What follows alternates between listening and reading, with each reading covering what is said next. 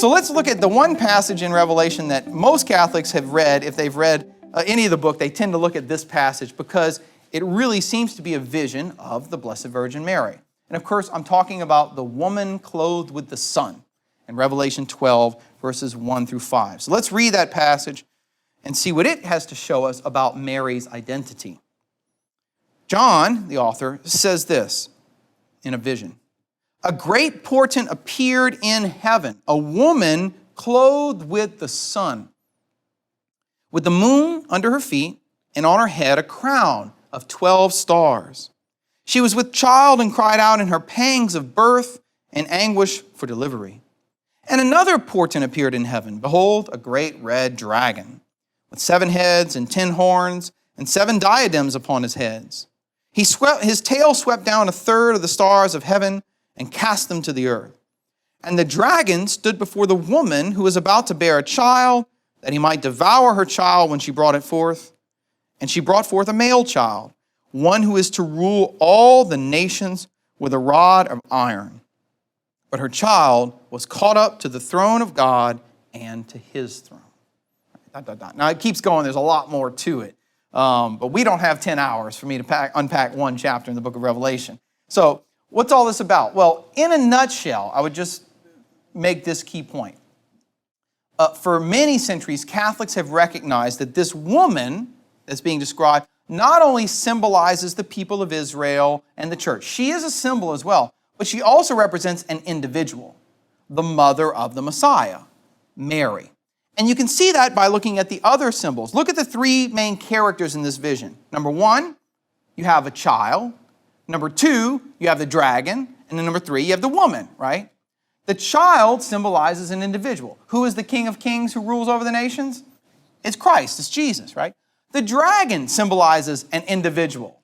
John actually goes on to tell you a few verses later that the dragon was Satan, a fallen angel, right? So if the child is an individual and the dragon is an individual, what does that suggest to you about the woman?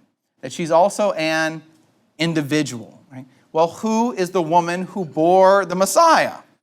It's Mary, okay? So if you see Mary present in Revelation chapter 12, something important follows from that. Actually, 2 things. Notice, where is she? Number 1, she's in heaven, right? I saw a woman in heaven. A great sight appeared in heaven, a woman clothed with the sun. And secondly, she's wearing a crown of how many stars? 12 stars, representing the 12 tribes of Israel, the 12 apostles, right? So she's like queen over the church, okay? So I know that in our day and time, lots of women can wear crowns, right? Maybe you watch the Miss America pageant or the Miss Universe pageant. I don't watch any of those pageants, but what I hear is that whenever the woman wins, what does she get? She gets a crown, right? But that doesn't actually mean she's a queen. Well, in Old Testament times, if you saw a woman sitting on a throne and she's wearing the crown of 12 stars, guess what that means? She is the queen, but not the wife of the king, the mother of the king.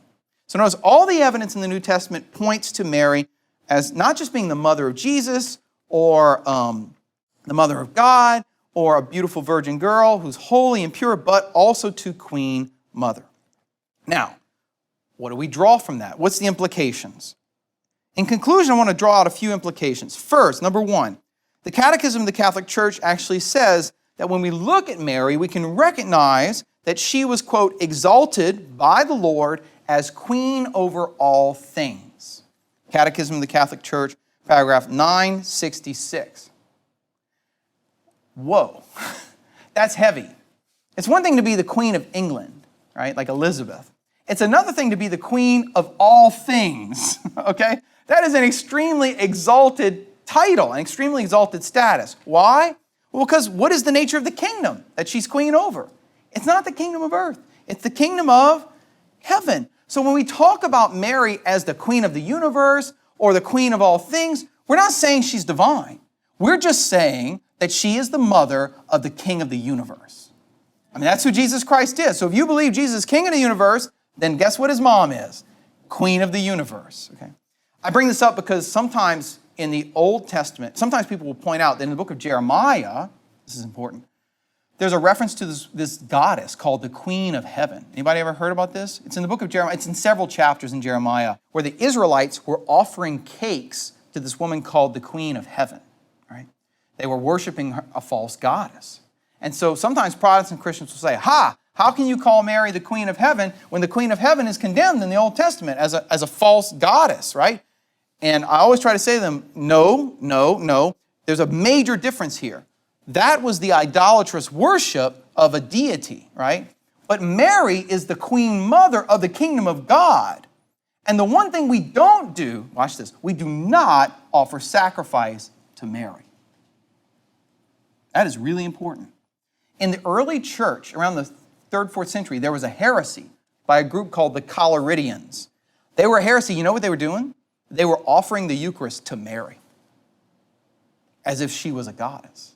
And the church immediately condemned that as heresy because that's idolatry. Because Mary is just a creature. She's a human being. She's very exalted. She's the queen. She's the mother of God. But she's just human. So we do not offer sacrifice to Mary. And the same thing's true this day. Do you offer the Eucharist to Mary? Say no. No. Say no. Okay, no. All right. Because she's human. She's not divine. But that doesn't mean she's not the queen. She is the true queen of the kingdom of God.